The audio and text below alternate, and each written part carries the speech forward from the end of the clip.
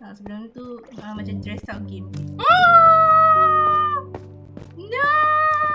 Anak bawah siapa tu? Anak. Aduh. Oi, sakit. Oh! Balik. Oh, melampau. Anak siapa melampau? Ni anak siapa pula? Ya Allah, ramainya anak siapa terlepas. Ya Allah. Tak apa, depan rumah je.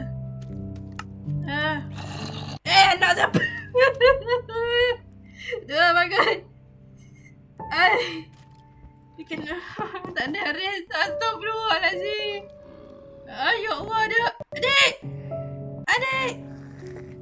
Ya Allah. Tak ada tidur sebab ada mod depan. Kau tengok. Alah. Assalamualaikum, ada orang. Ramai lah orang.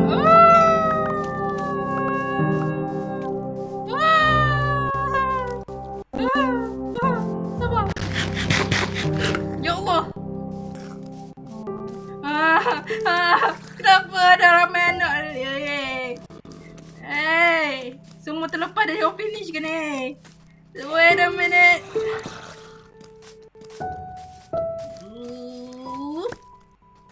Tutup pintu. Tak ada masuk.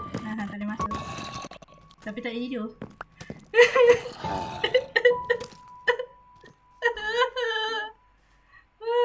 Anak. Aku tak ada tidur. Dah lah anak ni pun. Dia anak siapa lah.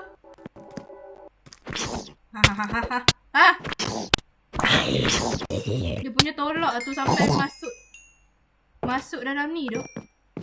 Adik, tepi dek. Nak siang dah tapi lantak nak tidur. Ya Allah. Dah lah banyak anak pula tu. Kalau yang biasa tak apa. Ini anak. Baik anak. Lantak lah. Nampak lah. Oh. Macam zombie apocalypse tu. Macam zombie apocalypse lah kat luar tu.